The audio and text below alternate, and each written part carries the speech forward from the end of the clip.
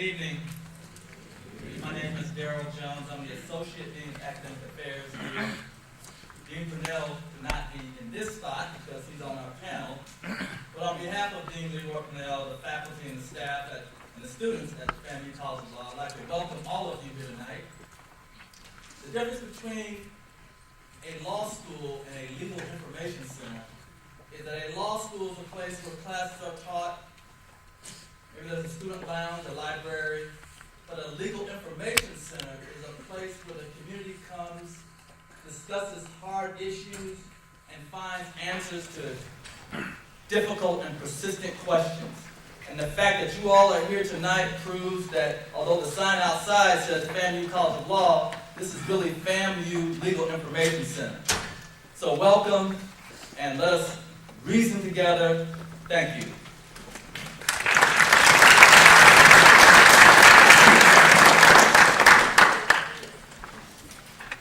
Good evening. I'm Reginald McGill, a proud member of Alpha Phi Alpha for 39 years. We ask that you join me in prayer. Dear Father, we thank you for the individual that you created by the name of Dr. Martin Luther King Jr. As we celebrate his birth today, we do that not in the form of a march or luncheon or a dinner or a parade, but coming together as a community to talk about the issues that stand before us, the quality of life, safety of all individuals. Truly, Dr. King was a man of change. He was a change agent, and for that, each one of us has our own callings. And so we pray that as we leave here, we leave here more empowered to make a difference in our own individual homes, streets, subdivisions, neighborhoods, and that will affect our community. We thank you, for the men of Alpha, for pulling this together. We thank the parents, and we thank each individual who thought it not robbery to be here tonight. Amen. Amen.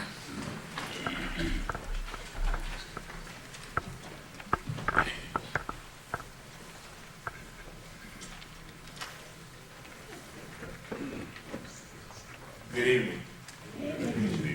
My name is LaDre Gilbert, and I'm a 2008 graduate of the FAMU College of Law. On behalf of the Alumni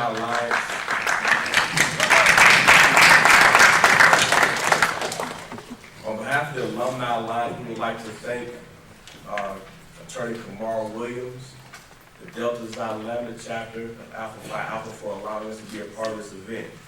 Thank you to Dean Purnell and the administration, as well as to Ms. Graham and Ms. Beal for your support.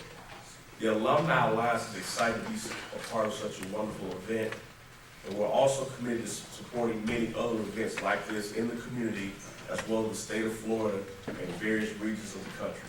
Thank you.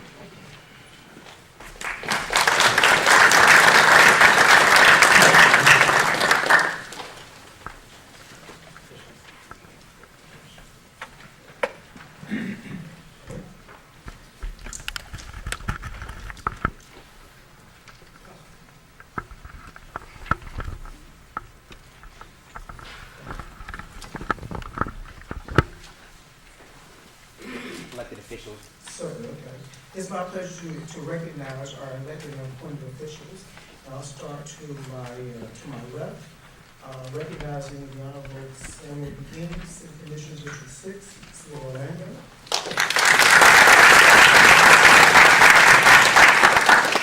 The Commissioner of Record, District 5, the Honorable Regina Hill, District 5.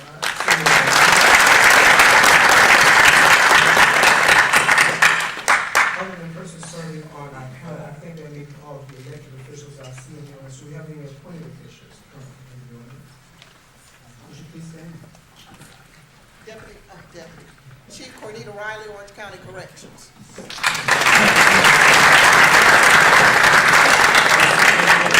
Our other two elected officials that are part of our panel will be introduced later in the program. We want to say thank you so much for your leadership, for your commitment to this community, and thank you for being here tonight.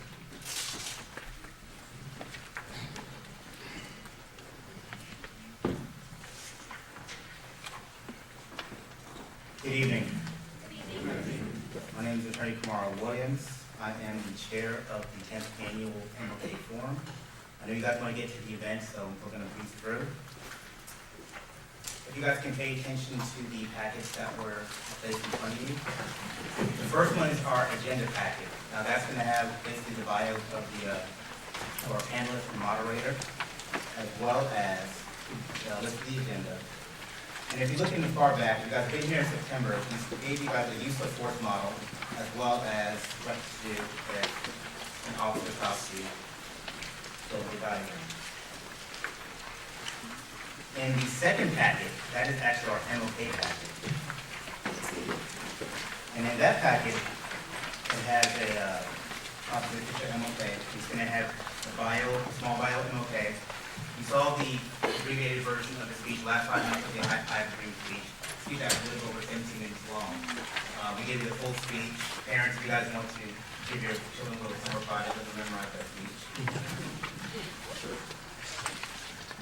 In the back as well, and this is what we want you guys to take with you. There is a list of all the MLK committee, MLK commission activities going on throughout the week. Also, we have the this event. We have the luncheon tomorrow night, or tomorrow afternoon. The 29th annual MLK Scholarship Luncheon in conjunction with the MLK Commission, thrown by Alpha. If you do not have a ticket, $6 or $55. We have individuals in here, guys, are going to get afterwards to purchase some tickets. It's great events, like each other event of the year. Some of our officials have been there in the past, they can attest to that. As well as the MLK Parade and a list of other events going on throughout Central Florida this weekend and next week. If I can ask that all guests will please turn their phones on silent. And for the brothers of Alpha Alpha, if in fact the room starts getting filled up, would you please be a cordial host and please scoot yourself in the seat and allow somebody to sit down. All right, so I'm going to acknowledge some special individuals in this crowd. Brother McGill has already acknowledged appointed officials and elected officials. At this point, I'd like to acknowledge members of the Divine Nine, starting with members of Omega Psi Phi. If you're here, please stand and be recognized.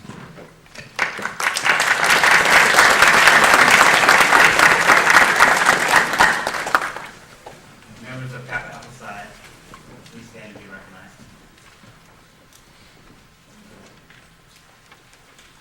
Members of Phi Beta Sigma, please stand and be recognized.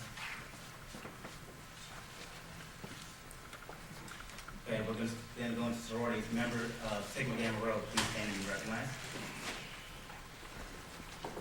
Okay. Member of Zeta Phi Beta, who actually have their Founders Day tomorrow night, please stand and be recognized.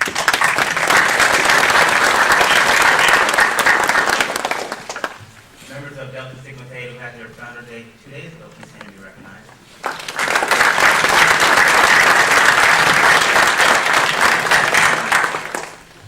And members of Alpha Kappa Alpha are actually having their Founders Day today, so please stand.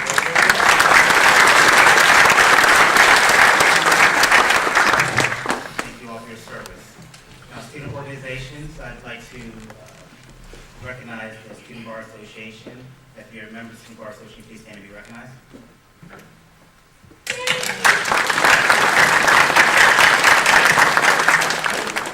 Okay, the American Constitutional Society, please stand and be recognized.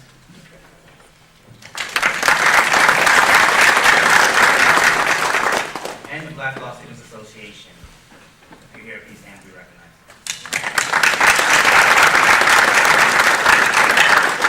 Thank these student organizations for partnering up with us and help putting out this event.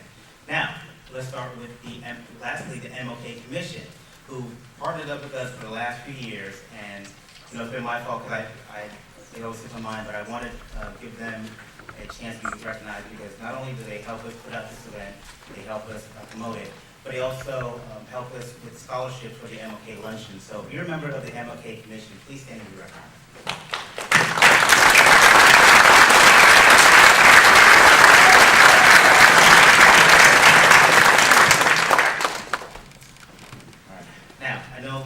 Chomping at the bit to get to it, so let's actually introduce the moderator who's actually going to be helping us facilitate the discussion for tonight. She's a good friend of mine. I'm very glad to have her. She's a member, she's a alumni of Florida State University, alumni through the group. She actually got her bachelor's and her law degree, actually in marketing, and a law Jewish doctorate at Florida State. All right. She's a member of the Title I sponsor of Orange County Public Schools. She was voted by the National Bar Association as the top 40 under 40, as well as she was recognized by Florida State Alumni Association as a top 30 under 30. She's a dynamic lawyer. She's actually credited with over 50 jury trials.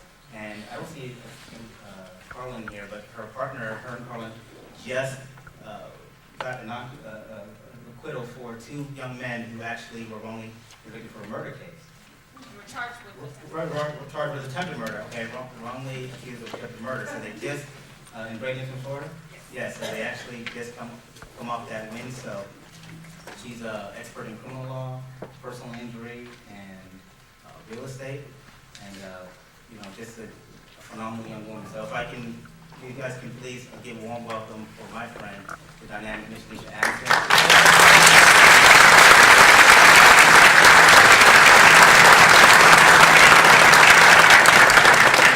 Thank you so much, Kamar. That was very sweet. And just so you guys know, whenever I have questions, Kamar is the person I call. So he is truly the expert. Good evening, everyone. Good evening. I am so happy to see all of your beautiful faces. Welcome tonight to the Community Forum. Going to introduce our awesome panel. I'm going to go in order from your left to right. First, we have the Honorable Jeff Ashton. He is our state attorney. He has been at the state attorney's office in Orlando for 32 and a half years. Yes, he is a vet. He's from St. Petersburg, Florida, and he is a pioneer in using DNA evidence. He was actually, in 1987, the first lawyer to earn a conviction by introducing DNA evidence into a case. You may recognize him from being the state attorney for the prosecuting Casey Anthony, and after that trial, he wrote a best-selling book named The Imperfect Justice, Prosecuting Casey Anthony. He was sworn in as our state attorney in 2013. Let's give Jeff Ashton a round of applause.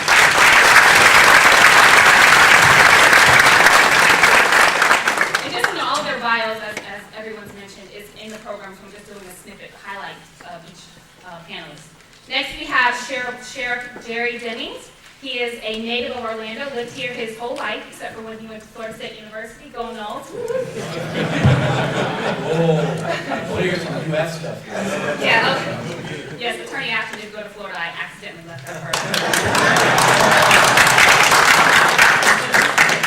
Sheriff Jennings got his Master's of Business Administration degree from Orlando College, which is now Everest University. He graduated magna cum laude and is listed in Who's Who among college students. He's a graduate of the 194th session of the Federal Bureau of Investigation's National Academy and studied at the Harvard University John F. Kennedy School of Government. Sheriff Jennings has the distinction of serving as Orlando's first black police chief and was elected as the first black Orange County Sheriff in 2008. He is the chief law enforcement executive in the county and manages $200 million worth of money and approximately 2,500 employees. Hats off to Sheriff Jennings.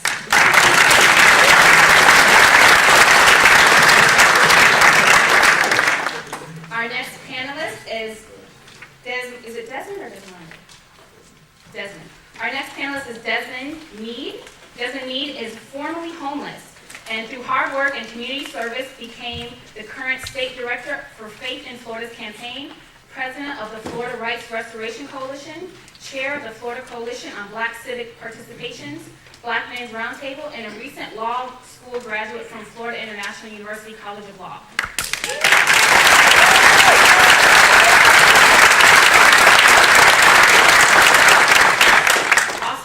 He is, as state director for the Live Free campaign, he is currently engaged in addressing gun violence in urban communities, mass incarceration, felon disenfranchisement, fostering dialogue about race, and working closely with returning citizens in leadership development. He's made numerous appearances on radio and television and actually testified before congressional members about these issues. And he is also a guest columnist for the Huffington Post. So hands up for Mr. Mead.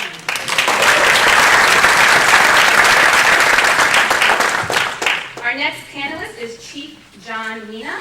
He's from New York, New York. He received his Bachelor of Arts degree in Criminal Justice Administration from Columbia College and is currently working on a Master of Science in Criminal Justice from Columbia College.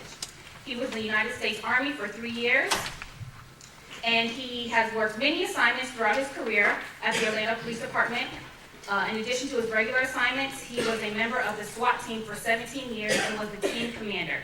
He's been recognized for numerous awards, and on April 1st, 2014, he was appointed by Mayor Dyer as our Chief of Police.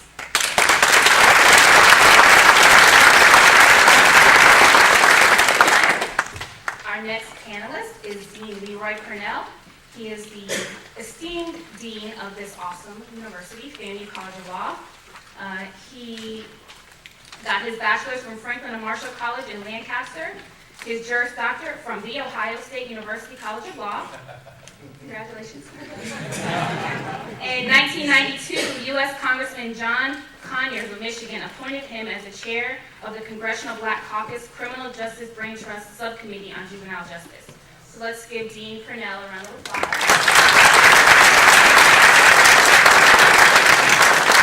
And our last but not least, the beautiful, one of my mentors, she is a phenomenal woman, Natalie Jackson. I could talk about this woman all day, and I encourage anyone that's in law school to hear her story on how she became a lawyer and what she did to become a lawyer and the resilience that she went through to become the woman that she is today. But you've probably seen her on the news. She commentates on several cases in local and national media. She represented the family of Trayvon Martin, as well as several high-profile cases in Central Florida. She served as a peacetime intelligence officer and 3 years at the Pentagon. She worked a few months in the public defender's office, handling misdemeanor cases, and then started her own firm. Her firm actually went broke at one point in time, and she traveled and became focused, and after seemingly failing at her first attempt at a law firm, ended up becoming one of the most successful female attorney firms in Central Florida. So let's give Natalie Jackson.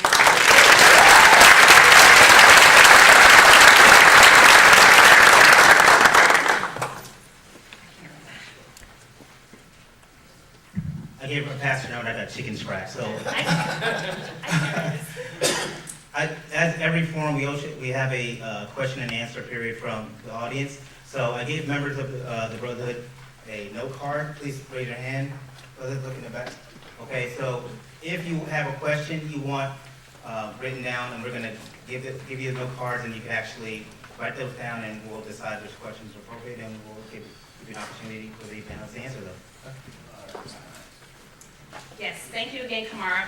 And Kamara has given me instructions on how to moderate. He has given me some discretion, but I have a list of questions in which the panelists have not seen. The way this is going to go is each panelist is going to have 2 minutes to answer their questions. We have a timekeeper here in the front for the panelists. She has a little sign that she's going to hold up when you have 1 minute left. Then she has a sign for 30 seconds. Then she has a sign for time up. Hopefully when you see the time's up sign, you don't get offended and you stop talking or you wrap up what you're saying. But just in case, I also have a sign, which is also my free legal advice for the evening, and that is, you have the right to remain silent. Please exercise your right. Okay?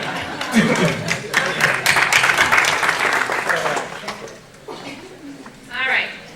So the first question, I'm going to ask some questions to specific panelists, but I'm going to start with a general question for all the panelists, and that is, what, in your opinion, is the greatest issue facing our community? And I'm going to start with you, Attorney Ashton. There's nothing loaded about that question. You know, I think in the context of what we do, the biggest challenge is understanding what we do. And I think that's one of the biggest areas that we in law enforcement need to work on, is to make people understand the process and the law. We had a meeting at our office about a month ago with a number of community members, the purpose of which was simply to say, look, this is how we handle these particular kinds of cases. In that case, it was the police officers using deadly force cases. And most of the people I spoke to, they were fairly well-informed folks, really were surprised when we explained the process and how thorough the process is and how diligent the process is, and some of the legal principles that we apply were a surprise to most people. So I think that's the biggest challenge is getting correct information out there so that people, even if they don't agree with the way a case may ultimately come out, pardon me, will have some understanding of why. Thank you. Just go on down the line. Make sure this is on. Good evening, everyone. I believe one of the most significant issues that we're facing as a community has to deal with homelessness as well as dealing with the mentally ill. In our society that we live in today, about 1 in 4 Americans are diagnosed with some form of mental illness. From a criminal justice perspective, that's significant for us because it has a great impact on who goes into our jail. We have Chief Riley here, who is the corrections chief, and she can verify that probably on any given day, 22 or better percent of her jail population on some type of psychotropic medication. What we see in the system as a law enforcement professional, what I can tell you is we deal sometimes with the same individuals over and over again who commit sometimes minor violations of law, sometimes major violations of law, all because they have not had the appropriate treatment. And so I believe as a community, those are two of the most significant issues that we have to deal with, dealing with the mentally ill and the homeless in this community. And I completely agree, and I think that a lot of times they go hand in hand with the two. And I can speak from experience being at the public defender's office as a criminal defense attorney, that mental illness a lot of times comes up as a criminal defense attorney, and I will commend the public defender's office for having a complete department committed to mental illness, because it really is an issue that starts so many things, and it really needs to be helped or looked into here in our area. Again, I'm going to ask the same question. What, in your opinion, is the greatest issue facing our community to Desmond? Good evening. If I look a little nervous up here today, it's because the last time I was between 2 law enforcement officers, I went to jail.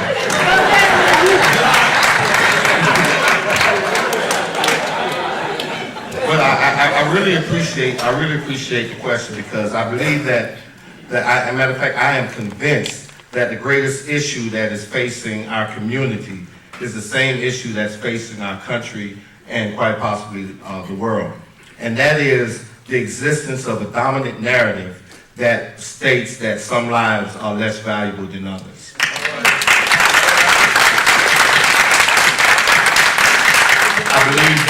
I believe that this issue has a direct impact or influence on all the other issues that we might be discussing tonight, such as police brutality, maybe racial profiling, community relations between law enforcement, education. It all goes down to that narrative that dictates policies that put some people or some lives at a higher stake than others. And it just isn't black and white. It's also on the socioeconomic path as well. So I think that is something that needs to really be looked into a lot deeper. And I think that would have an impact on other issues that we feel are important in our community. And Shukeen, I'm going to remix the question a little bit for you. To respond to what Desmond just said, how do you feel about what he said? Do you agree, disagree, and why? Well, I agree. I definitely think, and thanks for having me. And I remember just being back here in September, and I've done, I think, 7 of these forums now, and I will say that this is the most people that I've ever seen in one. So thank you for being involved in the community. But I will agree with everyone here that one of the biggest issues is building trust between law enforcement and the community. And I'll be the first to admit that law enforcement is not perfect. Law enforcement makes mistakes. We are human, just like you're a human. So everyone makes mistakes. And the thing to remember is that I'm here to tell you that we at the Orlando Police Department, if we make a mistake, okay, we're willing to investigate that issue. We're willing to take corrective action to that issue. And discipline when necessary. But like I said, we are human, we make mistakes, and yes, there seems to be a divide, but to me, there's only two sides. There is only two sides, good or evil. That is it to me. And so certainly I am all for building the trust between our community and law enforcement. Thank you. And Dean Purnell, I'm going to ask you the same question. What, in your opinion, is the greatest issue facing our community? Well, I think the greatest issue, and it's been touched on in different ways by the other members of the panel, but I would express it in terms of the failure of faith in the government systems, in the structures that communities depend on to protect them when they turn around and they are the source of the danger. And this isn't just an issue of police. And I think that's important to understand that the challenges here isn't simply a challenge between community and law enforcement. Law enforcement is very often perceived as an extension of a larger government structure, a larger societal structure. So when we, and I agree with the statement of the importance, the essence of the value of human life. But when that is devalued or perceived as being devalued, not only in law enforcement but in other areas of government, then you've got a community that's besieged on all sides. And I think that when you have that, you have a community that loses hope. You have a community that is difficult to see a future. And that is, to me, the greatest challenge that we have. Thank you, Dean. And Natalie Jackson, what, in your opinion, is the greatest issue facing our community? I agree with Desmond and Dean. I'm sorry. But I think that it is the loss of faith, but I think even more so is the loss of faith of the young people. I see the young people every day, and they don't want to hear any more talking. They don't want to hear any more speeches. They don't want to come to any more panels. They don't want to sit on any more task force because they want action. They want to know that their life matters. And I agree with you that it is not even though what I deal with is Black Life Matters, but it's every life that matters, and every life matters equally. And I think for young people that I talk to today, and this is going to impact all of us. When the young people lose faith in us, it impacts all of us. And that's what we have to find. We have to find a way to show the young people that we are not hypocrites. And that we will work with them, and we do want a better tomorrow for them. And thank you. And I'm going to direct this question to both Chief Demings and Sheriff Demings and Chief Nina. And as you heard Desmond, Dean Purnell, and Natalie all talk about faith and the failure of the faith in our system and the disappointment that people have and the distrust they have in law enforcement. So how do you, as law enforcement officers, respond to people that are losing that faith in the system? Well, I'll respond first by saying that at the Orlando Police Department, I know racial profiling, excessive force are huge issues in our communities. And at the Orlando Police Department, we have a model racial profiling policy. A supervisor must respond that night if someone believes they are racially profiled. So in other words, if you're at a traffic stop and you say to the officer, you know what, I think you pulled me over because I'm this. That officer must, by our policy, call a supervisor who must respond to the scene and investigate that incident right there. That incident, and take pictures, take statements from everyone involved, and I see every single one of those complaints on my desk. And I will say that we also had a nationally recognized expert on racial profiling instruction come and teach our entire command staff and teach all of our lieutenants, and that training will reach every single officer. And I believe it is because of things like that we saw at the Orlando Police Department a 64% decrease in racial profiling complaints this year. Now, you would have thought this year, with all the tension that's going on, that there would have been a rise in racial profiling complaints, but we saw the exact opposite, a significant decrease, 64%. And, we have less traffic stops, almost 400,000 people. So officers came in contact with 400,000 people last year. 610 of those 400,000, the officers had to use some kind of force, whether that's spray, capstan, or use a taser. In only 10 of those contacts was there an excessive force complaint brought to our attention. And only 3 of those cases was the officer sustained for excessive force. And it's also important to note that those officers who were sustained for the excessive force in those 3 cases, those incidents were brought up by other officers that said, wait a minute, that's excessive, that needs to be investigated.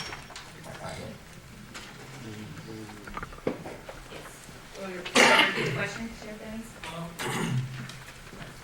I don't think you have to repeat it, but certainly race relations as it relates to law enforcement is a significant issue for all of us here in America.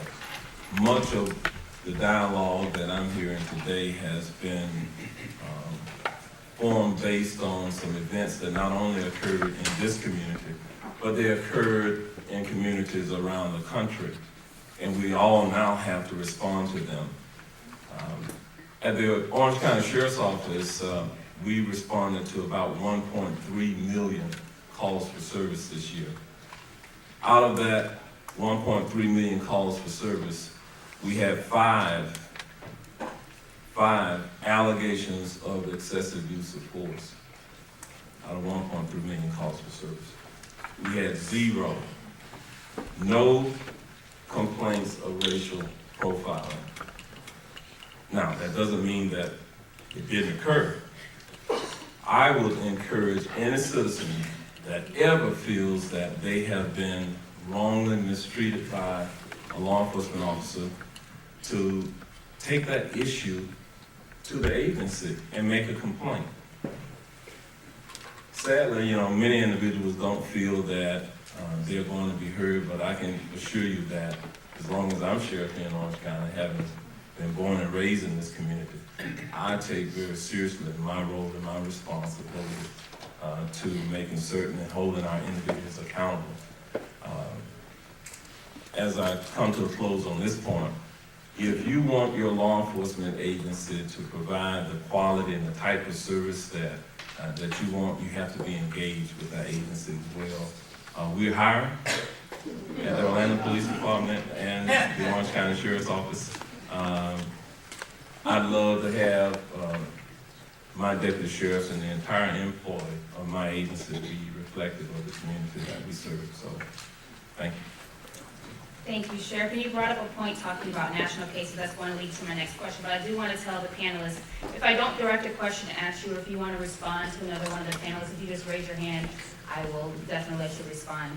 My next question is, how have national story headlines regarding community and law enforcement affected us locally? And I'm talking about cases like Eric Gardner and those types of cases that have been in the headlines, everything that's going on in Ferguson. I'm sure we've all seen it. I just want to know how the panel feels about how that's affecting us here in Orlando. I'm going to start with Attorney Jackson.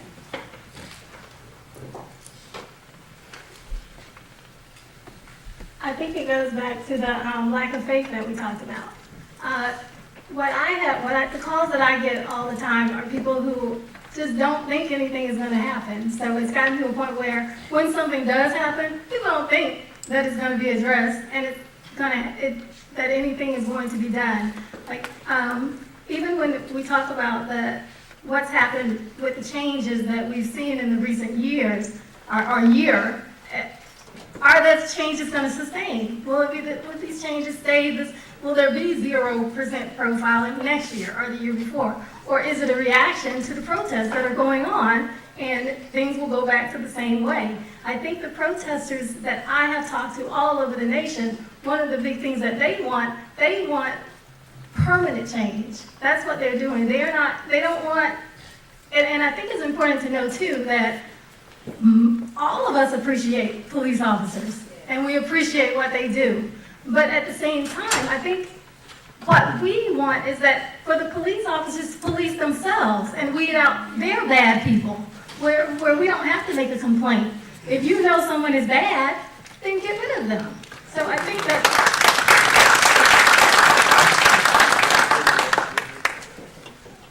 And I think that's it, and those are what I've seen.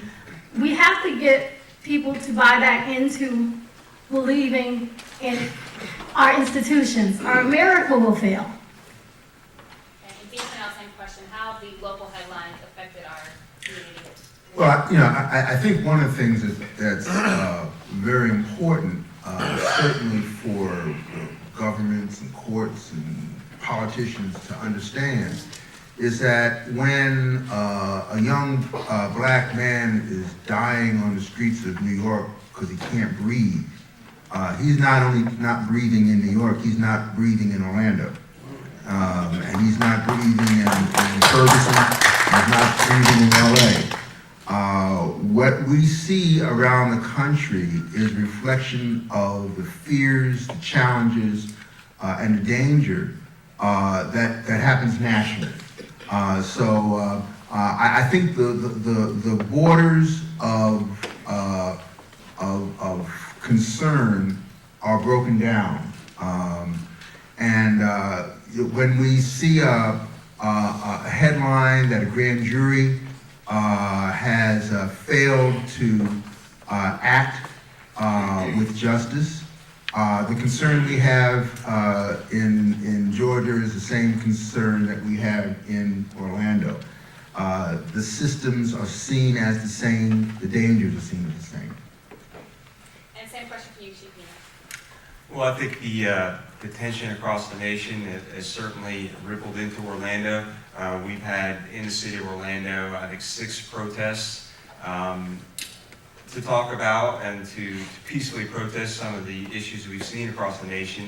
And it was important for us, for the Orlando Police Department, to reach out to those protesters, to the organized ones, and meet with their leadership and ask them, what is it that you're trying to accomplish with your protests? And it was a good partnership because certainly we have no intention here in Orlando, or I'm sure in Orange County, of arresting anyone for peacefully protesting. And where we told the protesters where we will draw the line in Orlando is if crimes are committed. Obviously, we block traffic for all sorts of reasons in Orlando, for magic games, for for parades, for anything. Certainly, we didn't mind blocking traffic so that people could do a sit-in or a die-in for 15 minutes. So I think it was important to the protesters and to us to kind of meet and talk it out, and I think it went well. Yeah, I think when we have these talks, that it's important for us to draw timelines, because Chief Mina did call. You have done a great job with the protesters and not arresting them and making sure that they are protected in one sense. But there is a timeline that we have to talk about, and I think maybe to restore faith to young people, that we talk about when things started, and are they going to keep these changes? Will these changes sustain? Because prior to that, 3 protesters did get arrested at the Orange County Convention Center. And so they were peaceful. I was there. They were peaceful. And, but I think because of those 3 that got arrested, maybe policies changed and people readdressed how we were going to handle the protesters. And he said, we're not going to arrest them anymore. And that's appreciated. And that's the kind of thing that we need to know, is that these things sustain. Is it going to go back to the way it was, or will it sustain? I just will say the difference there was at the convention center was private property, so we're dealing with a different type of issue. We disagree with that, but. This is great. This is kind of stuff I like. And I will say this as well. Natalie Jackson is one of those attorneys that is in the trenches. She is a lot of times in the courtroom, but a lot of times you will see her in the streets, marching, protesting with the people, so I commend her for that as well. And I appreciate you, Officer Chief Nina, for taking a stand and partnering and actually talking to the protesters and realizing that they are people and they have concerns and they're just out there trying to literally save their lives. Desmond, same question for you regarding the national storylines. How do you feel like it's affected our community? I want to focus on 3 areas. First of all, particularly in Ferguson, I think what it's done was present a good template to force clergy in the area to really reevaluate and to focus on re-legitimizing themselves in the community. In Ferguson, when the clergy first tried to intervene, there was a negative reaction because the community was saying that the clergy, you never hear when we needed you. Now you're gonna come to try to pacify us. And then there was a huge rejection of that. And the clergy had to learn in Ferguson that they had to be there in the front line with the people in the community, and it was only then did they become legitimized and were able to be useful in their efforts. That's one. Number two is that it stimulated a resurgence of discussion on black crime. And in doing so, especially when I talk about the dominant narrative, it's not only about whether or not white people might think that black lives are less valuable, it's also about whether black people think black lives are less valuable. The third thing that it did was it stimulated discussion on being civically engaged, because when you looked at the demographics in Ferguson and seeing who was in office, you know, it was some kind of fracture there. What a lot of people didn't understand was that it was a system that was in place in Ferguson that intimidated the minority community from registering to vote, even exercising their right to vote. And that because of that intimidation, the people that was making decisions on who to prosecute and who not to prosecute was not elected by the majority of the people that was living in the community. And so it has caused people in Orlando to understand that if you want to take greater control of what's going on in your community, you exercise your civic right to vote and put people in office who are going to take policies, implement policies to better your community. Awesome answer. Thank you, Desmond. And Sheriff Deming, same question. How are the national storylines affected our community? Well, I think it's affected our community in a number of ways. I can tell you that law enforcement has always been under the microscope. You know, our local community has been the one that has always inquired and held us accountable. But now, not only do we have to deal with the local community, but we have to deal with communities from outside of our community. We now have individuals, I like to say, who look at us through a telescope and not just a microscope anymore. So what happens here sometimes get reviewed by others, and they draw analogies to what has occurred in their community with what is occurring here. And so it's an environment that we have to police in today. We have to be sensitive to. This area is a melting pot, and it's a good thing that the people here are from all over the world, and we have to police for that diversity as well and embrace the diversity.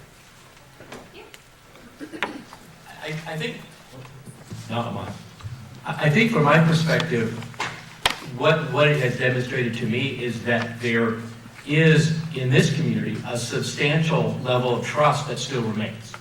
It's a trust that we can lose, but at this point, I believe that this community still has faith in us. And I think the best way for us to retain that trust is to be open and transparent in what we do. It's interesting to me that, you know, great changes happened within our office starting in January of 2013 in how we handle use of force complaints. No one knew that until this stuff started. And now people are asking and people are interested. And so I invite anybody that wants to know to ask or to inquire. You'll be surprised what you learn. But I think it's a great dialogue because we need to make sure that you all understand and that your community understands that we take this seriously. And I can speak on behalf of myself and the gentleman sitting here with me that we discuss this on a regular basis. We do. We take this very seriously. Every single use of force involving death, or probably every use of force involving a firearm, I see these two gentlemen at meetings about, and we all take them extremely seriously, and they're investigated thoroughly, and those investigations are available for anyone to look at if they want to. So I think that's the most constructive thing that's come from this. And I will ask specifically, you're saying that there were some new things implemented. What are those? Well, when I became state attorney, I have a historical experience with every side of use of force by police officers. I personally prosecuted a number of individuals for murdering members of the police department, and I've been very proud of that. But I've also seen police use force in other circumstances. When I became the state attorney, My feeling was that I needed to understand exactly what was going on. And so starting in January of 2013, every use of force by a law enforcement officer that ends in death is on my desk. And I review every single one of them, and every decision that is made on those is made by me. If it gets charged, it's because I decide to charge it. If it goes to grand jury, it's because I decided to do that. If it gets cleared, it's because I decide that. And we are very committed to doing it, to being thorough and making our decision as transparent as possible. So whatever we decide, you're going to know why. You may not agree with it, but you're going to know why. And I think that's sort of the most productive thing that we can say now, is to have people try to understand.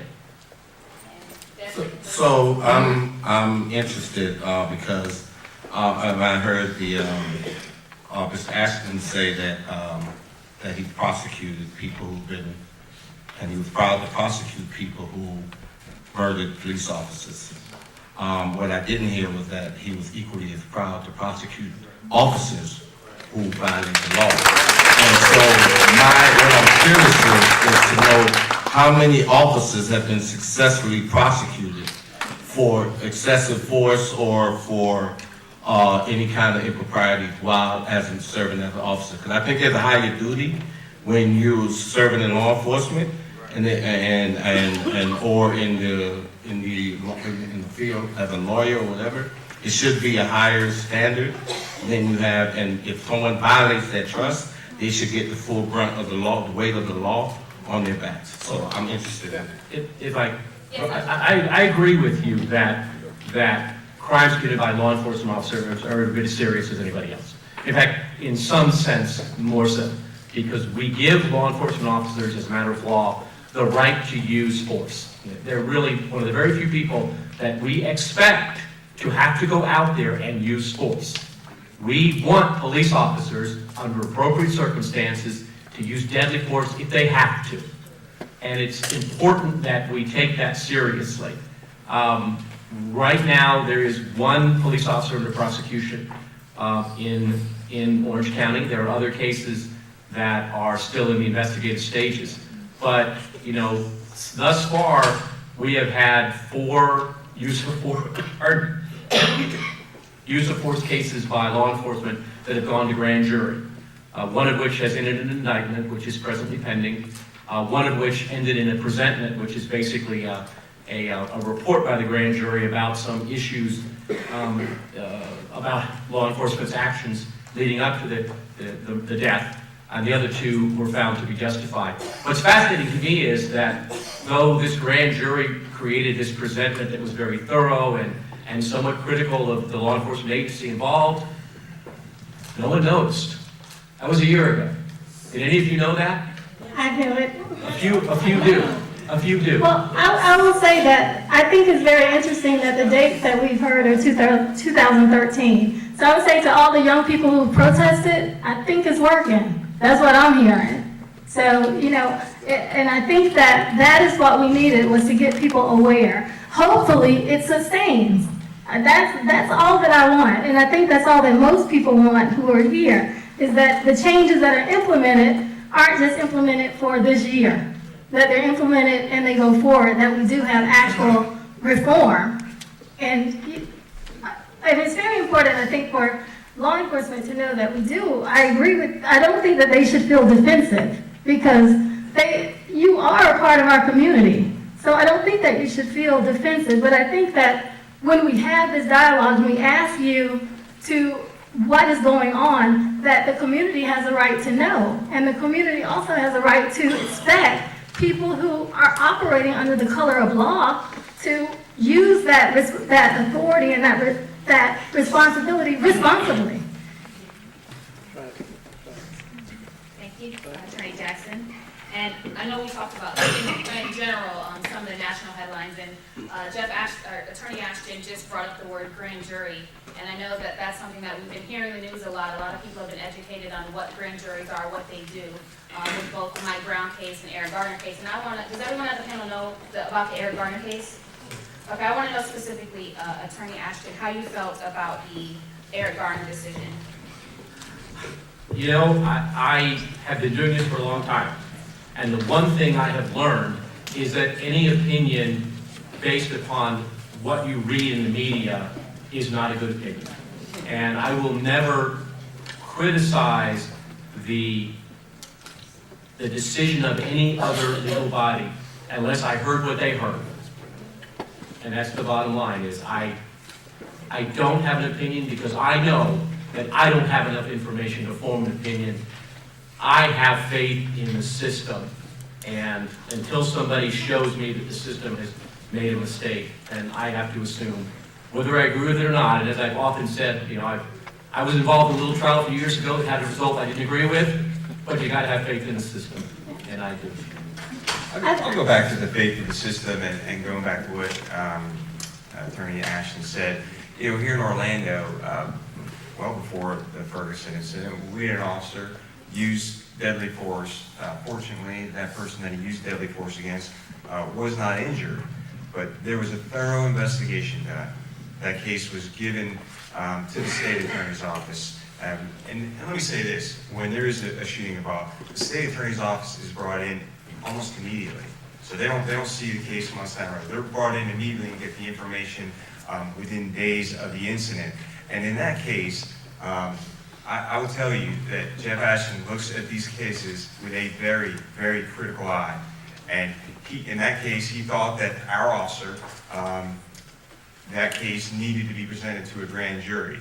And the state attorney presented that case to the grand jury, who decided to indict. So, and I do believe in the system, especially the system here in Orange County, that it does work, and that's evidence of that. Right, but I think it's important to know that, I'm sorry. I think it's important that justice, we all agree that justice is not the outcome. So it's kind of, I think people feel a little some kind of way when people think that people are mad because the grand jury didn't indict Eric Garner, because that's not really the problem. The problem is that there were at least 7 witnesses who saw it and said that Mike Brown had his hands up and that he was innocent, and many people who were real-time witnesses. And I think that that was the catalyst, that the ignoring of these witnesses because they were black witnesses and because they were in that community. So that becomes the issue. So that is a part of the process. It's not the outcome. It is how you evaluate what's happening. So I think that when you talk about having faith in the system, you have to understand what system you're talking about. And there's 2 different systems. And so you have a system in which our criminal justice system, our legal system operates in. But then there's another system that influences that system. And you could be picking rotten fruit all you want. Until you treat the root of the tree, then you're not going to, I mean, you'll be wasting your time. You can pick the time. And so what I focused on when I looked at the grand jury, I didn't look at why they came out with whatever verdict they came out with or whatever ruling they came out with.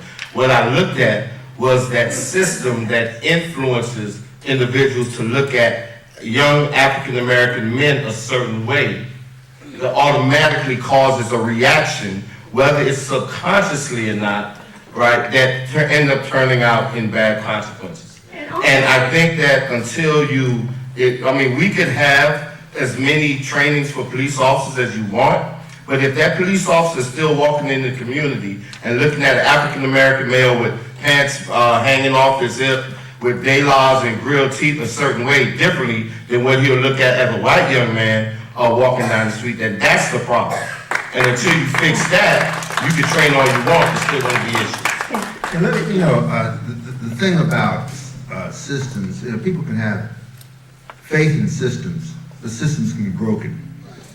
And when you have, the thing about the Garner case in particular, when you have a nation that can look at a film and see a man say, I can't breathe, and a grand jury can't find probable cause, that's a failure in the system.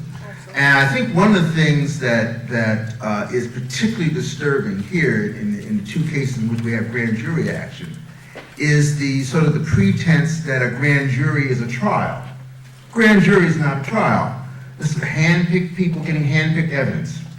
And so you have to look at the picker. And in this instance, the picker has his own motivation for what he does. We see that in Ferguson, the picker has just announced he's running for Congress. All right? And so, you always hear about the prosecutors. Now, Jeff, I don't know if you've ever indicted a ham sandwich. But if the prosecutor can indict a ham sandwich, and we tell, if the message that a nation gets watching the film is that a black man choking to death on the street is not worth a ham sandwich, that's a failure in that system. And, one of the things that people don't realize very often with our legal system, in terms of how much depends on that prosecutor, a prosecutor can't hide behind the grand jury. Because people don't realize it. In each of those cases, that prosecutor can go back to the grand jury. The double jeopardy does not bar that prosecutor going back to the grand jury. That prosecutor can prosecute by information as well. So it is, I think when we talk about responsibility, we have to look at responsibility on those who use the system to disguise other activities. Right. And one other thing, with the Mike Brown case, I think with the way the prosecutor did the case, it's almost like black people are in a catch-22, because we say we just want equal justice, and we do. That's what we want. So why do you change the system every time it's a black case? In the Michael Brown case, when he says, oh, well, this is the first time I've ever evidence dumped. This is the first time I've ever let everyone come in and do this. That's not what we want. We want it to be fair from beginning to end for everyone. That is not asking for any favoritism. That's not asking for anything. That's asking for a fair and just system. If you look at what happened in Sanford, you had the police department who said they could not arrest because it was a stand your ground case. Well, lo and behold, once he was arrested and go to trial, it's not a stand your ground case. Well, which is it? If it's not a stand your ground case, then you must arrest. So that is the thing. Just make it equal, make it so that everyone has the same justice.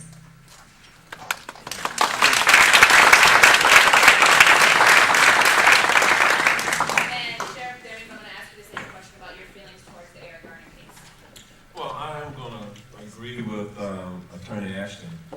There are facts in that case that I do not know, but I can tell you this.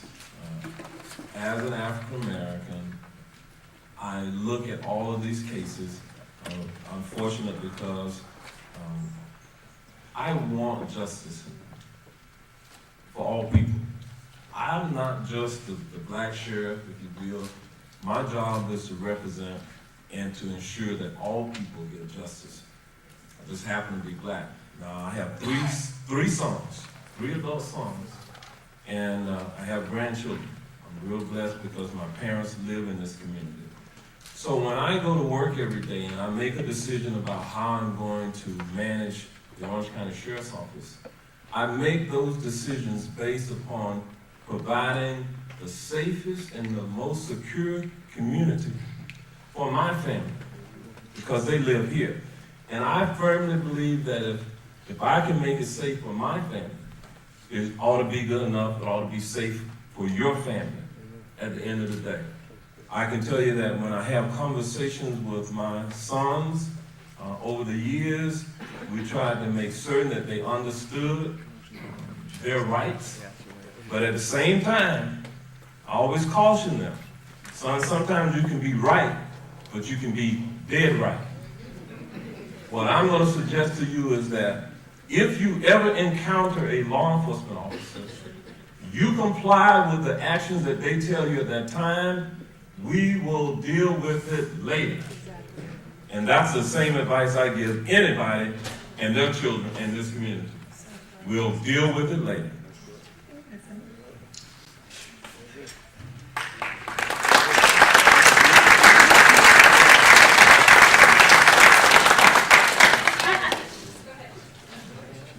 Attorney Jackson, you have a response? I just think that's an indictment on the system, though. Because the people, when you're saying that we must do this, no, that's not the country we live in. That's not the country we live in. I agree. Are you saying realistically that's what you should do? That's the advice I give people realistically, but that's the problem, that we have to give that realistic advice. It is a system that we work within, that we live within. You know, if you want to change the system, I encourage young people, and I know here at the FAMU College of Law, we have individuals who aspire to be elected officials. I hope some of you become the legislators, you become the judges, you become the law enforcement officers, the prosecutors, the public defenders. You got to work within the system. If you want to change it, that's way to change it is become part of that system. The people in the system have the authority and the power. So, I mean, they are the ones that have to change the system and police the system. I still want to go back to the fact that, you know, even when we're talking to young men and women that's coming up, you know, the thing is that if you're going through a substance that's contaminated already, you're coming out contaminated anyhow, right? And so the thing I think what is vitally important is about shifting this dominant narrative. You know, if you're growing up, as a young black man growing up, I'm led to believe that the only criminals are black criminals. You know, I'm led to believe that black is bad. Matter of fact, the same study that was used in Brown versus Board of Education was conducted about a year ago in New York. And it was exactly the same results, where young black kids were looking at white babies and saying that those white babies were good. They were looking at black babies and saying those black babies are ugly and evil and bad, even though those black babies look like them. So even if they do go to school and they get their degrees, their Juris Doctorates, whatever, get elected into office, if they still subconsciously have that mentality that black is bad and white is good, then they're not going to change the system because they're already a part of that system. Change comes when we change the dominant narrative. What I would say to that is, I still believe that if you create this environment and this sense of this pervasive feeling that no matter what you do, you can't change it, you're going to continue having exactly what you've always had. And so I try to leave people with hope. Why do we have poor voter turnout by people of color? You all know why we have poor... Felon disfranchisement. Felon disfranchisement. When you talk about the dominant narrative, I think you do have to change the narrative and create hope. But one of the things that I want to be clear with is that there is hope. You know, we have clergy, we have community activists, we have leaders that understand that there is a dialogue that needs to be had amongst white, black, and Latinos. And it's going on right now in the city of Orlando. So there is hope that that can change, that the interaction between people of all races can improve. There is hope in that. But when you talk about, you know, the percentage of African Americans that don't vote, it's roughly about the same percentage of white people that don't vote either. All right. The thing is, when you look at the African American community that's disproportionately impacted through felon disfranchisement laws, right now in the state of Florida, almost 2 million people cannot vote because of a prior felony conviction. Understand that. That is more people than the population of over 10 states and over 90 countries. And knowing the amount of over-policing in African American community, we know that this policy disproportionately impacts the African American community. So we have to be clear that there are outside forces, just like in Ferguson. Police officers used to patrol the voting areas during election day, picking up people on outstanding warrants. And they was doing that for years. And they conditioned that Ferguson community to not want to set foot near a polling location. So we have to, we really have to dig deep when we start talking about why. There are systems that have been put in place since before I was born that contributes to this.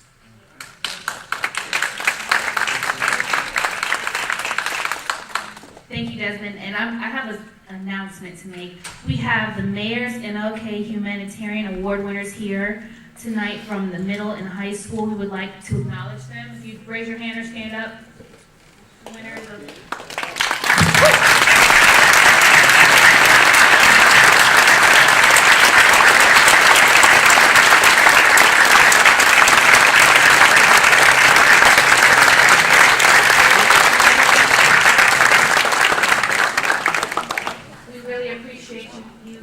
kids for being here. It's so important, and I hope you pass this on to your friends and what you're hearing tonight. You let your friends know, and if you do need to leave, I understand that you guys have school tomorrow, so if you need to be excused. Okay, that's my favorite side. We'll do a party all night. Okay, I think I asked most of the panel about the Eric Garner decision. Attorney Ashton and Sheriff Demings brought up a good point about not hearing everything and seeing things on the news. And I work for West 2 News as their legal analyst, and I usually stand by the same thing. It's really easy for people to point fingers, to accuse people of things. When they see people on TV, they see things on TV, and you only know half the story. Especially as a criminal defense attorney or a prosecutor, you understand the rules of evidence and things that people should not see, things that are prejudicial and non-prejudicial.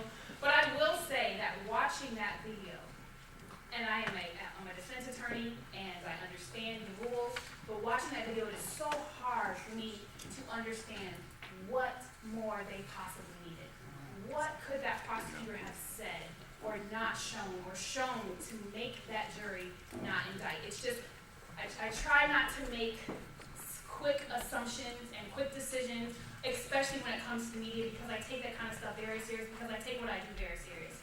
And that is something that is so troubling to me, because you see this man literally dying and begging for his life and saying he can't breathe. And it's not just what you see him dying, it's what afterwards. You see an ambulance comes up, no one's giving him care. It's just so difficult for me to understand how there was no indictment. So while I get that there's, it's hard to have a feeling based one way or the other, it's very, very troubling to me that there was no indictment in that case. And you're a lawyer. It takes a lot for me to say that. And I will let you know this. I had a very unpopular opinion. When it came to Casey Anthony, I was one of the few people that said that was the correct verdict.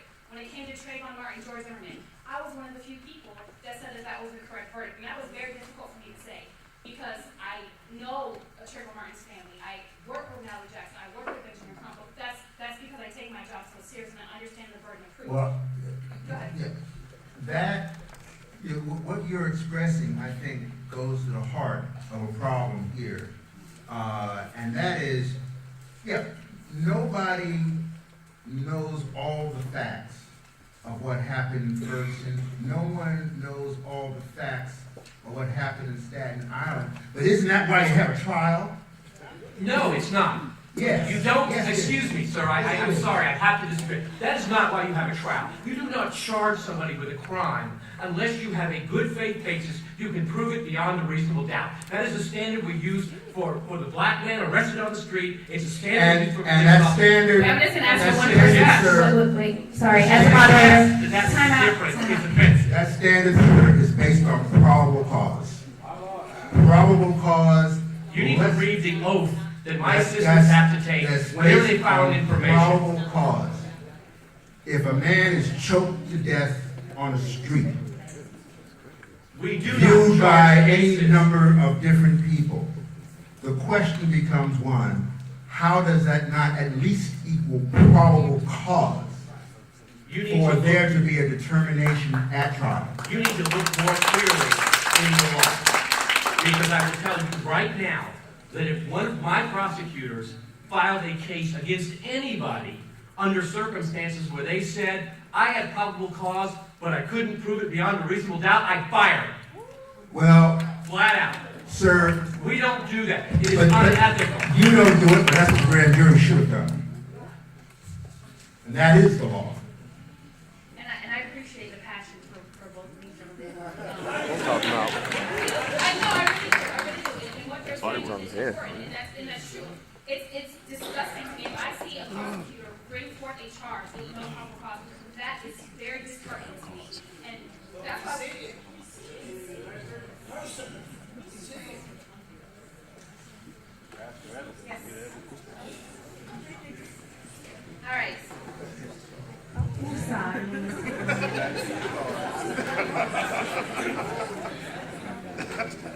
Next card. All right, my next question is about the media in general. This is going to be to Chief Nina.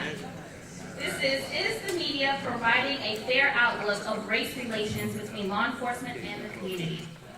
I don't believe so. I'll tell you, I wake up, I watch the news, I'm in touch with the news, I'm on Twitter, I go home, I watch the news, I read the paper, I read a lot of news and watch a lot of news. And what we see is the very, very small percentage of law enforcement that is done well. We don't see all the great acts that happen every single day by law enforcement and by everyone in the nation. I just think it's easy for the media. That's the stuff that sells. And I know the media is a business. They are in business to make money. I mean, it's pure and simple. And they get paid by how many clicks is on the internet, and how many companies, how many car companies want to pay to have an ad on television. So those are the stories, that interest people, and those are the stories that people watch. But a lot of times, I think, and you've seen some of the nationwide stories of officers going out of their way to help homeless people, to give people money out of their own pocket, and like I said this before, police officers are human. We're just like everyone else. We have officers with cancer. We have also 2 officers right now getting chemo treatment. We make mistakes, but the vast majority of law enforcement in this nation are good people and are not racist, and I think sometimes it's portrayed in a way to basically sell newspapers.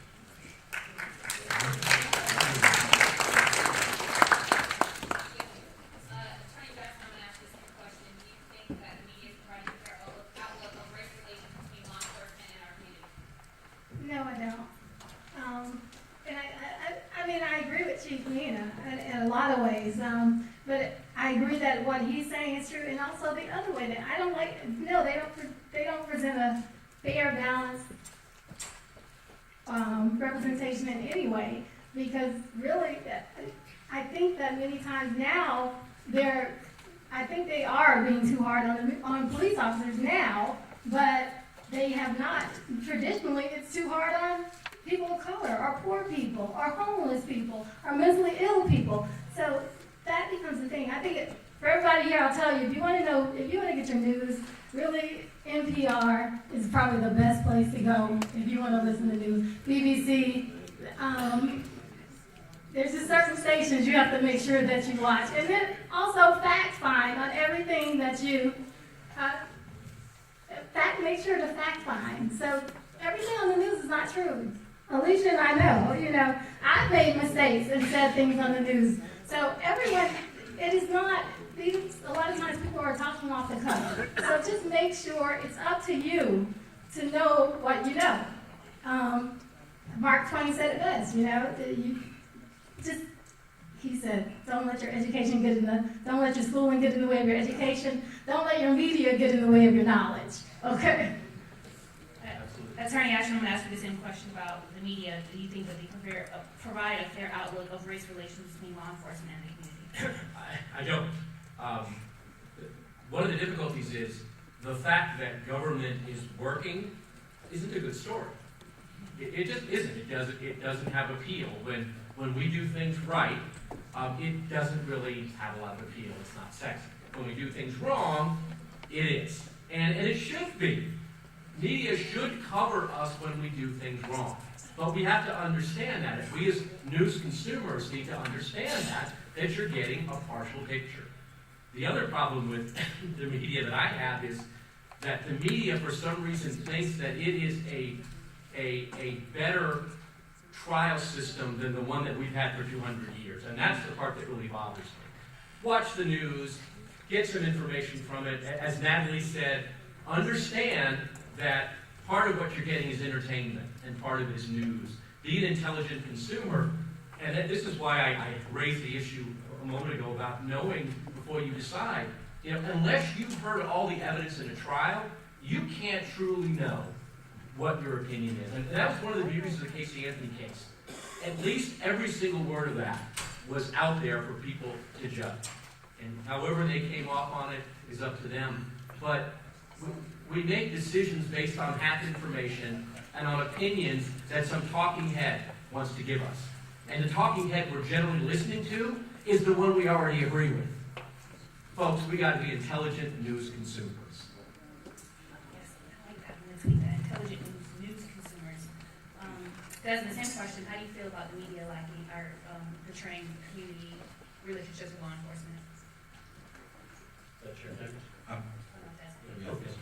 I mean, I believe that the media is complicit in promoting that kind of narrative, but I think there's a love-hate relationship, particularly with people of color in the media, because a lot of times when people of color are frustrated and can't seem to get justice through agencies, we're left with no other recourse but to go to the media in hopes of really getting the media to expose whatever injustice that we experience and put pressure on it. But at the same time, we're always, for the majority of the time, we're being depicted in a negative way. One of the things, I've had friends in media who told me that among the cameramen, there is actually a secret competition to see who can get the most jacked up looking person, African American, on camera.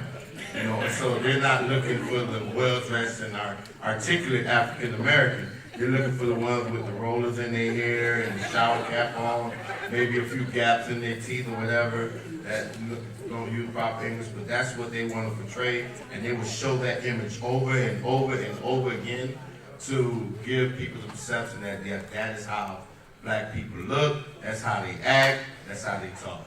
And so, no, I don't think that the media have too positive of a role in far as improving relationships between law enforcement and the community or between races. Yeah, I also I'm troubled by the media's treatment, particularly on. I think this issue is a perfect example. When communities all across this country rose up, concerned about what happened in Ferguson and what happened in Cleveland, what happened in various cities, and serious, important discussions on opportunities for government and communities to talk to each other. But then the news shifted when the horrible tragedy happens in New York with 2 police officers killed. Now, that's a horrible tragedy, and one of the things I've said before is I think everybody, no matter what their political persuasion, understands the horror of that. It affects a lot of people, as I've said in last forum, it affects me deeply. I had members of my own family that were NYPD. But what concerned me about how the news has used that story is we will no longer talk about the basic community issue. We will only focus then on the tragedy of these 2 officers. And as I've said before, to me, that's a disservice to the officers, because that shouldn't be politicized in the sense of basically making their lives or loss of their lives the sort of the quid pro quo for the issues that the community face. And the news does tend to look for sensationalism and the sensational part of that story. And I think Jeff just made my earlier point with what he said about the Casey Anthony case. Absolutely right. The public got to hear all the evidence. That's the problem with the grand jury actions here, is that grand jury takes place in secret. The public can read about it later, but they did not get to hear all the evidence, and that continues to be a problem. Well, I think that brings up a point, which is many of the things that bother people are the law. We don't have the luxury to ignore the law. We don't have the luxury to say, well, grand jury is by law secret, and it's a crime to reveal it. What the heck, I'm going to do it anyway. So if, in fact, that is a concern, then change the law. The one thing that I think is fascinating about all of these narratives of these various cases is the one thing that you never hear discussion of is, what is the law in New York on use of force by law enforcement? I don't know. Do you? What's the law in Missouri? I know what it is in Florida. The chokehold is illegal. Pardon me? The chokehold is illegal in New York. I don't know that. And I'm I know- kind of I on know your that- side, Jeff, I know so. that- No, I know so the I have to say, agencies. well, it is illegal. I know the agencies have forbidden it, but I don't think it's against the law. I don't think there's a statute. Well, yes, it's not against the law, it's against the policy, which might as well be the law, because if you're not going to enforce the policy within the police But you department. cannot criminally enforce a policy of an agency. Well, you can, You know, I agree with that, no, I understand what you're saying. These are the nuances that the media doesn't have the time or desire to discuss. But they're vital. Prosecutors and grand juries make decisions based on the law as it exists, but nobody talks about that. Right. We can't make up the law. I cannot take the law and say, you know what, the law says this, but today I'm going to do it my way. And I think that I am on your side on that it is not making up the law. It is just making sure that the law is enforced equally, that everybody, I agree. the law doesn't change when the person changes. Absolutely. So I think that is the problem. And when you talk about when you look at the protests and what is going on now, I promise you, I've talked to these Ferguson protesters, I've talked to the activists around here. They are not trying to say change the laws. They're saying change policy so that laws are applied equally. So they're really talking to us in the system, and I include myself in the system, because just like you guys have a job to protect people and serve, it has to be a symbiotic and balanced relationship. We have to check and balance each other. So I'm the activist that says, I point it out. It's not my job to say, oh, they're great. It's my job to point out the problems. Just like it's your job to make sure that that people are safe. So I do recognize that we all have to work together. And I think what people are concerned about is that we're working together so that it changes, so that everybody is treated equally. Not specially, equally. Right, and I think the productive discussion in this community is, how does this community do that? Right. And I I agree invite all with of you, if you want to know how these use of force cases are handled by my agency and the agency department here, come and ask a look. Because everything we do, so grand jury, you're right, as a matter of law is secret, as much as law allows, every word that a grand jury hears is documented in a way that you can see. You want to know about what the investigation showed about a police shooting? Come down, take a look at it. It's public record. You can have every word of it. And once you've been educated, if you think we got it wrong, more power to you. But at least be educated about it before you make a decision. That's all I'm saying. And I will say, I appreciate the accessibility to the people at on this panel today. They're all in very high positions, but they all have an open door policy. So I encourage you to, if you want to speak in more depth with anybody on this panel, I encourage you to make appointments, come and talk to them, because as you can see, they all are passionate about what they do and would love to educate you more on what it is they do and why they do it. So, round of applause for our panel so far.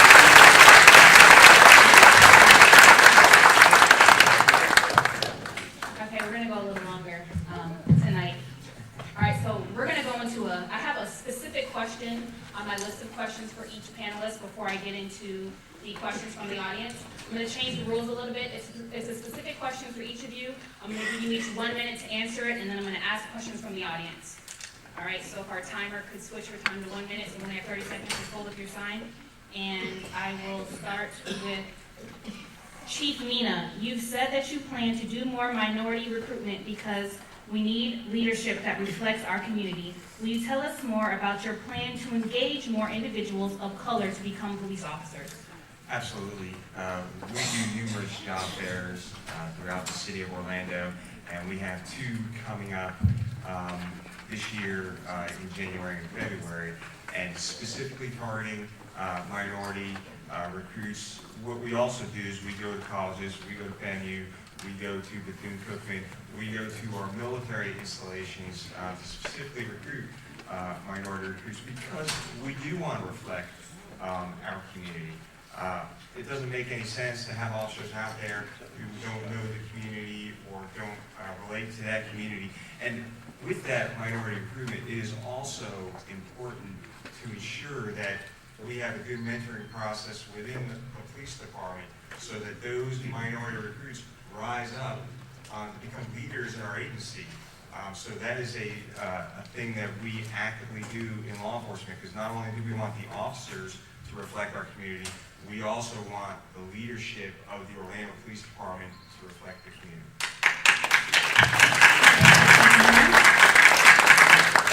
Next question is for Sheriff Demings. Sheriff Demings, the citizen committee that you commissioned a few years ago has become almost inactive, according to a report by the Orlando Sentinel. You've said that you plan to replace most of the panel with new members. Once the turnover is completed, how do you plan to keep the committee engaged? Well, we're engaging that very committee right now. The Sheriff Citizens Advisory Committee is a 9-person body. The mayor of Orange County and each of the members of the Board of County Commission get to nominate a person to that committee. Then the union, the police union, gets to nominate a person, and the 9th person is a representative identified by the local chair and president of the NAACP. They will be making recommendations regarding our new body-worn camera system and program within the Orange County Sheriff's Office. So all but one of the individuals have been identified at this point. We're also working with Dr. Pamela McCauley, professor of engineering at the University of Central Florida, somewhat of an expert in ergonomics and some other issues to facilitate the technical discussion. So that body will be proceeding shortly. Thank you, Sheriff Demings. Next question is for State Attorney Ashton. Small drug crimes and petty theft tend to dominate minority community convictions, providing a high incarceration rate for crimes that affect a minimal part of the greater community. Would you consider more alternative programs in order to help decrease the high conviction rate? Well, I don't know that I agree with your premise that there's a high conviction rate for those kinds of crimes. That being said, absolutely. We are active participants in drug court, which is an alternative to prosecution. We also recently started a veterans court. We're very active in looking at alternatives, and pretrial diversion is a huge part of what we do. One of the things that's, I look at output measures. I try to judge how we're doing by what our output is. And one of the things I'm proudest of in those output measures is that related to other circuits within Orange County, our incarceration rates for violent crimes are about the 3rd in the state. Our incarceration rates for drug crimes are 15th. We in Orange County concentrate our resources on violent crimes and serious criminals. The incarceration at state prison level for drug crimes is fairly unusual and rare. So I think we have a pretty good balance, but we can always do better. And the more alternatives we have, the better. Thank you for your answer, and I will say that I appreciate the pretrial diversion program, and my clients often take advantage of it, so thank you so much. Next question is for Attorney Natalie Jackson. Are the Black Lives Matter actually helping improve racial tensions around the country or exacerbating them? I don't think that they're concerned about the racial tensions around the country. I think that they're concerned about Black Lives Mattering and people living. So I think that, the racial tensions around the country, really, I'll quote Martin Luther King since we're here. You can't, what did he say? He said that you can't regulate how someone feels, or you can't regulate the heart, but you can legislate the heartless. That's what we're looking for, is that to make sure that people who have racial feelings, that they're not involved in the system and not a part of the system.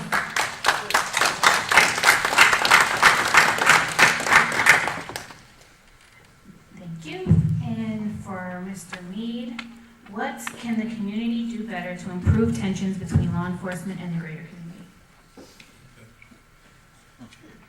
Don't start that time.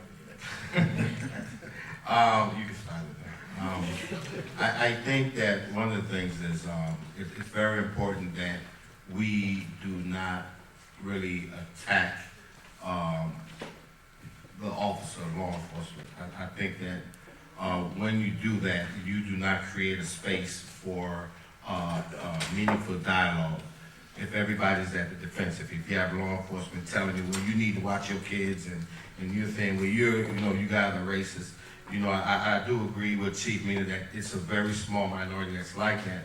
And so I think that, and one of my recommendations is that Chief Demons and Chief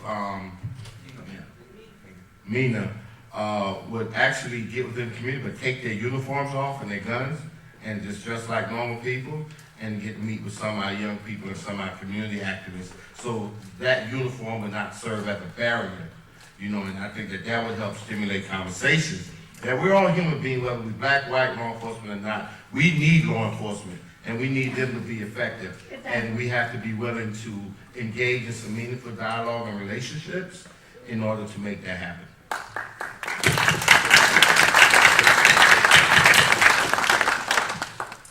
And the last specific question for Dean Purnell is what improvements need to be addressed in the criminal justice system? Okay. And I'm gonna try to obey the sign this time. I think that there are a lot of reforms that need to happen in the criminal justice system, but probably the most important one stems from our exercising our right to vote and being eligible to serve on juries, grand juries, and being a greater part of the system. The grand jury system does need to be reformed. There are changes that need to be made there. The legal system needs to be able to remove being black itself as a crime, and that being reflected in excessive and inexplicable rates of pretrial detention. If you're black, you're in jail. You don't make bail. You don't make bail. You do not. All the studies show if you're in jail, your chance of a fair trial is reduced significantly. Those are basic flaws in the system that need to be addressed.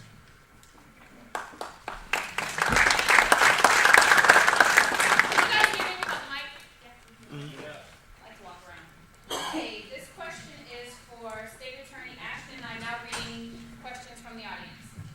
What is the State Attorney's Office's policy or procedure for handling prosecution of police officers? And what steps do they take to ensure fair, unbiased prosecution for victims in these cases? Our process is basically the following. When we have an allegation of excessive force using a firearm or resulting in fatality, both of the agencies represented here understand the importance of having outside agencies investigate. And to their credit, for many, many years, they have had a policy of bringing in the Florida Department of Law Enforcement. So if you have a use of force involving a firearm, I believe with injuries is the policy, that is investigated by the Florida Department of Law Enforcement. I can't explain this in 30 seconds, so cut me off if you want to. Basically, the process is FDLE does the investigation in constant coordination with my office and with the investigators in my office, who are all experienced and hired specifically because of their experience in doing homicide investigations and shoot reviews. Our requirement is that the investigation of a use of force by a law enforcement officer be done with the exact same amount of effort as a homicide investigation, because that's what it is. It's a homicide investigation. That case is investigated by FDLE. It is then submitted to my office for evaluation. It is evaluated by one of my investigators. That investigator then frequently will ask for additional information. And again, y'all want to look at these cases, they're public record, take a look at them. We ask for additional laboratory tests. We ask for additional interviews. We make sure that that case is investigated as thoroughly as any homicide case.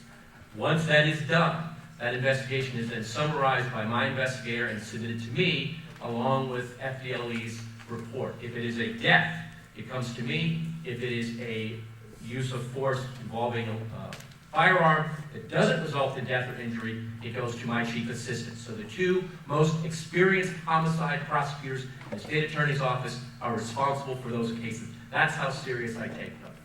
I examine the file, and I then prepare either, if I decide that there should not be a charge or a grand jury in inquiry, I prepare a letter to the agency head that explains my reasons why. And that is available to the public. And anybody that wants to know why we did or didn't charge this case or that, all you gotta do is read it.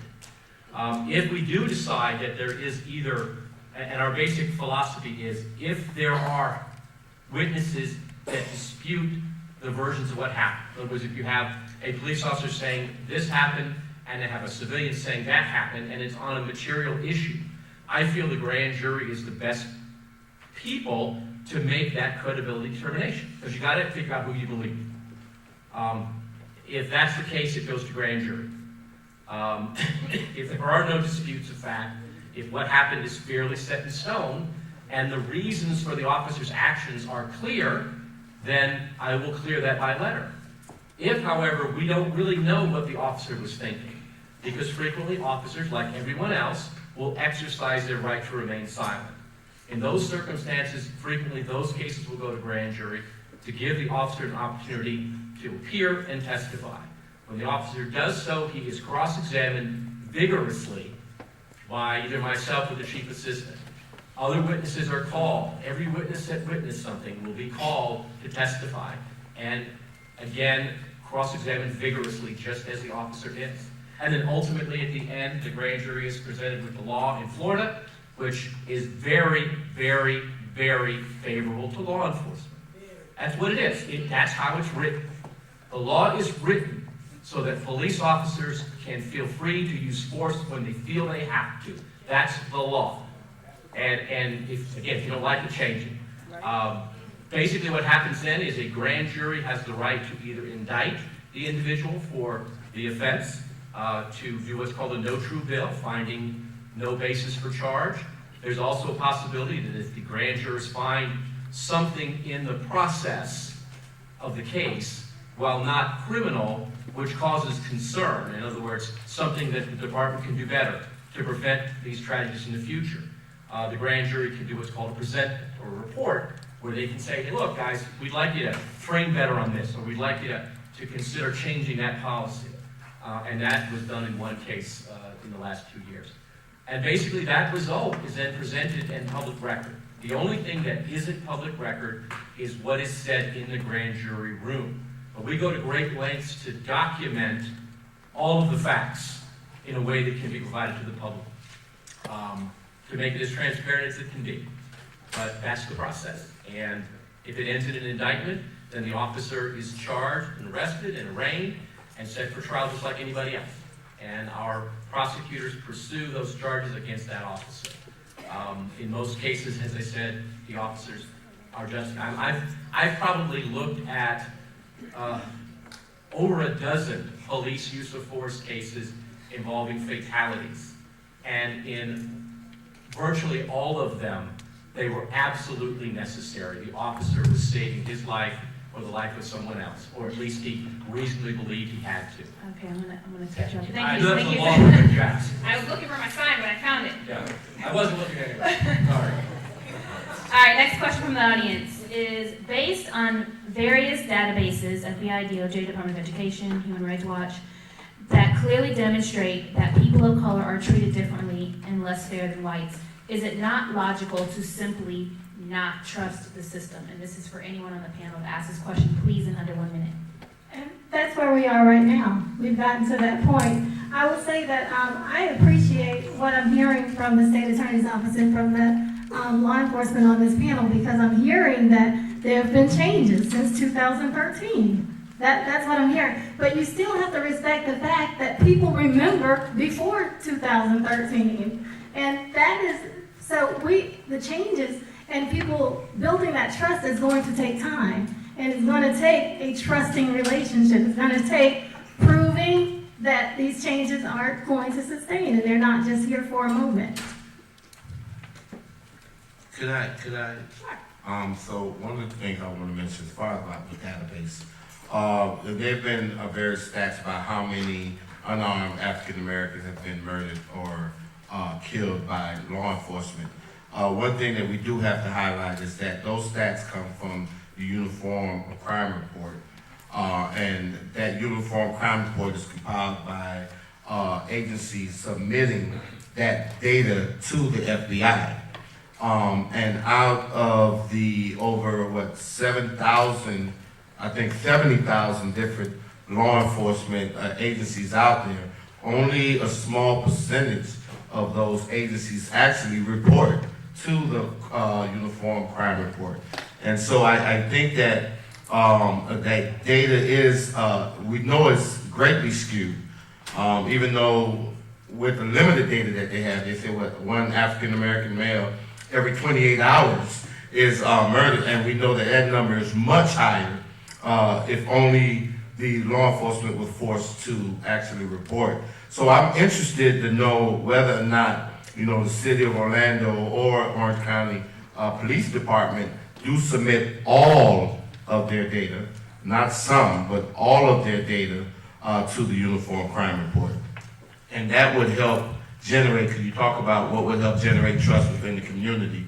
You know, I think that that would help generate knowing that there's a 100% level of transparency, you know, and also just to add, I want to exercise my little purpose because this gentleman did go a little extra. But, all right, but I just want to add this part, is that, you know, especially because we keep hearing that reoccurring question about what would improve the relations between the community and law enforcement. You know, not only do I want to know that my law enforcement officers are trained, but I want to know that the law enforcement officers that come in my community look at me like a human being. You know, and I think that there's a special additional training that goes along that would make that occur. And I think Chief Mina has a I response. just want to say that, yes, absolutely, we report every single instance of use of force and or deadly force, as well as every single crime, from a broken window, criminal mischief, loud noise complaint, all the way up into a homicide, and all our information as far as use of force and deadly force incidents, it's all public record. If the investigation is closed, just like the state attorney's office, if you all want to come and look at it, you can. That's your right. Here in Florida, the public records laws, if the investigation is closed, you can come and look at it. I can address both of those. Is that the problem becomes is that some of the agencies that report, they don't report in the format that the FBI uses. So there is actually no database of these officer-involved killings. So that is one of the, I know that's one of the demands of the protesters, is that we develop a uniform database for every state. And even though, back to the media question, protests are still going on, and some of the demands have been met.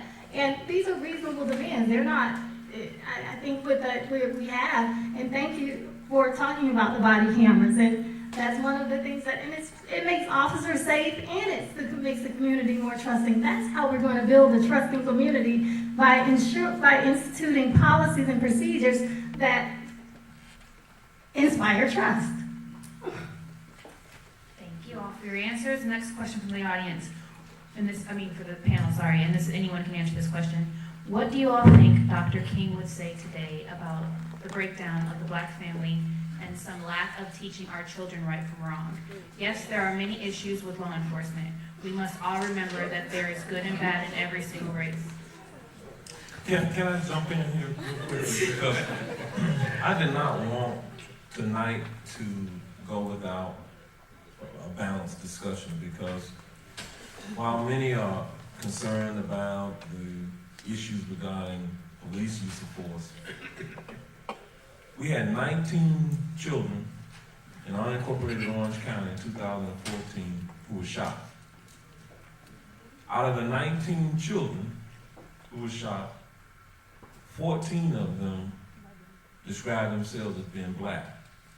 And when this is portrayed in the news, it saddens me that I don't see the same doggone outrage about that. I do. If Black lives matter, they gotta matter all the way. I want to see the same level of concern. We had 71 homicides in unincorporated Orange County in 2014. 39% of those homicides were people of color. If you look at the victimology,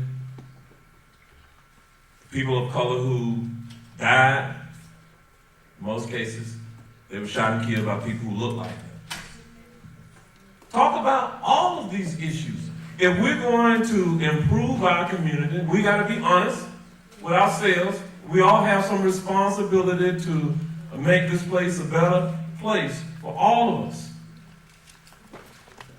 I need your help. I need you to be standing with us, trying to reduce crime in these neighborhoods when these mothers and grandmothers call me complaining about the children who look like them in many cases in their neighborhoods, robbing, burglarizing, and doing the things. You ought to be outraged. It works both ways, people. That's all I'm saying to you. It works both ways. Stand up against that. Why can't we stand up against both? I'm saying, you said you standing up against the one. No, we didn't say that. Everybody here I have seen involved in the community. I see many community activists in this audience that care about those very issues. It's not one or the other. All of these need to be addressed. I didn't say it's it's one or very the other. insulting to inject an argument and to say that this is a straw man argument. I mean, really, what? So, All I'm saying is, so if we need to work together. So, We do. the first thing. And we all agree with that. The first thing I would think that Martin Luther King would say was, let my people vote. Because if Martin Luther King was alive and living in Florida, he would be disfranchised. He wouldn't even be allowed to vote. That's the very first thing. But then, concerning this black on black crime, and there are valid points on both sides. But I want the audience to really take your attention to Michael Vick. When Michael Vick was convicted and sentenced for fighting dogs, and those of you who ever know about dog fights, they're very violent and brutal, bloody. Like cockfights in South Florida where they put the razor blades on the claws. That's a very brutal, violent atmosphere. And those dogs go at each other and they kill each other. But I asked the question, how many people during that incident was mad at the dogs? They weren't mad at the dogs. The only thing they said about the dog was trying to find the dog's loving homes. What they were mad at was the person that created the condition in which those dogs were going at each other. What they was mad at was the person that trained those dogs to attack each other and be brutal to each other. And so what I say to you today is that when people are coming out of prison, that you don't provide opportunities for them to be employed, if you don't provide opportunities for them to participate in our system, if you continue to ostracize them and don't even have them feel welcome in even our churches or our congregations, then you help perpetuate a system that causes us to go at each other like dogs, which ends up having us being killed and being left in the street like a dog. So while we address this black on black crime, we also got to understand that there's a system higher than that. Going back to that dominant narrative, y'all catch the theme?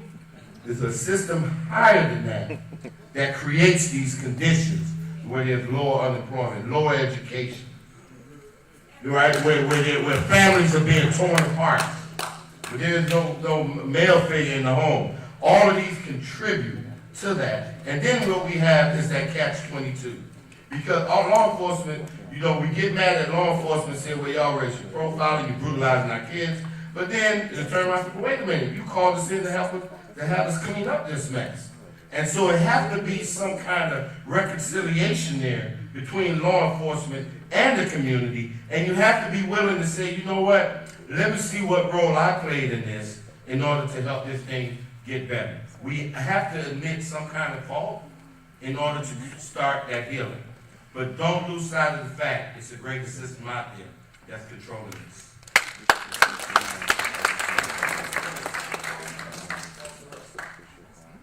Okay, this is the last question I'm going to read from the audience, and it's a two-part question. Anyone's free to answer it. How comprehensive is the training from a psychological standpoint for law enforcement officers? Do you believe a review and/or a more thorough background check and reference check for officers should be implemented? Well, I'll start. I would say that we have a very extensive hiring process. Just to kind of give you an example, we hired 38 people last year at over 6,700 applications. So we are very picky. All those people go through a very thorough vetting process, and they have to go through psychological tests. And I will tell you that we see those, and if there is any indication that that person shouldn't be in law enforcement, I can tell you myself, I know I can speak for the sheriff, we're not going to take a chance on that person. Absolutely not. As far as throughout their careers, our supervisors and lieutenants are trained to look at those indicators of stress, marital problems, financial problems, the problems that all of us as humans have. And if they see those issues happening, and it could be complaints and use of force, those are all indicators. We have what's called an early warning system, and I see every one of those again. So if we had, my time is up, but if we had an issue with an officer and those indicators, we see those indicators, there's numerous things we can do. We can send that officer to training. We can send that officer to what we call our employee assistance program, where they have to speak to a mental health professional. Or we can open an investigation if we think it's bad enough. And going back to the police shootings, in every one of our police shootings, after that shooting, before that officer is returned to duty, he must speak to a mental health professional. And sometimes it takes 1, 2, 3, 4 sessions, and we won't take that person back full confident. Being involved in one of those incidents myself years ago, I will tell you that no law enforcement officer wakes up in the morning and says, well, today's the day, or I'm going to use my weapon. That's the last thing they want to do. So we're aware that there are measures in place to ensure that we keep a close eye on it. All right, everyone, let's hear. Could I just want to add one more element to that, and I promise I'll shut up after this. But one of the things that I ended up discussing with one of my criminal justice professors was that we know that FDLE has great latitude over the training curriculum in law enforcement academies. And we were trying to put together a proposal that community service be a required a part of the curriculum, that cadets must do community service in the community and connect with the community before they even get a badge and a gun. And in doing so, that would help enhance the community relations, because now once they get that badge and the gun, they go out to the community. There are people out there that I remember this guy. He worked at the homeless shelter and helped feed the homeless. Or he worked with the youth league or whatever, that he's a human being, that he cares about us as humans. And I think that would help break down some of the barriers by just making it a requirement that officers perform, or cadets perform a certain amount of community service hours prior to getting their badge and gun. Just real quickly, all of our recruits go through the Valence City Criminal Justice Institute, and they do. It's not a requirement, but you will see them at community events in their little recruit t-shirts, and it was something we're very proud of, so thank you. All right, everyone, let's give our panelists a round of applause.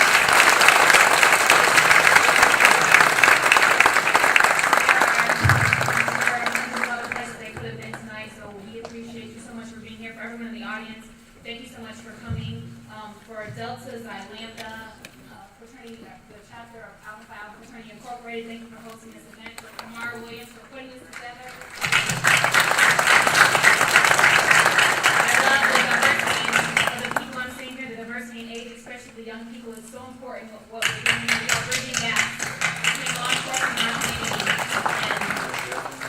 And success in our community dictates the success in our youth, and the success in our youth dictates the success in our future. And everyone's presence here tonight is making our future brighter. So thank you all so much for being a part of this. We look forward to hosting this again next year, panelists. Hope you'll be excited about coming back again. And it's been a pleasure. Thank you so much, everyone.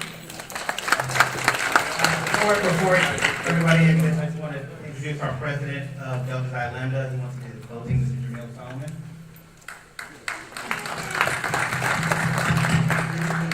I'll make this real short and sweet. Thank you all for coming out. We appreciate y'all. We do this every year so that we can involve the community in the issues that are facing us. We think it's important as a fraternity and as a chapter that we involve everyone, and especially this esteemed panel, in speaking to us to understand what our problems are and doing what we can to solve the problems in this community. we'd like to really thank Alicia for the great job that she did.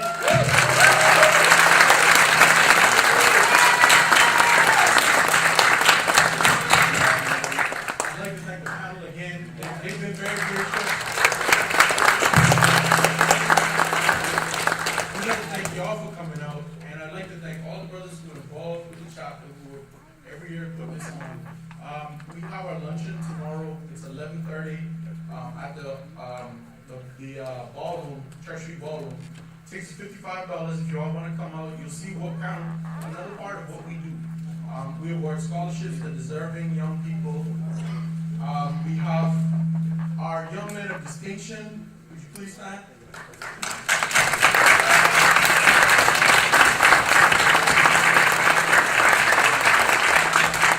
These are young men from your community that we mentor. We take, throughout the whole school year, we mentor these young men and try to bring them up and show them what real manhood is so that they can become productive members of our society.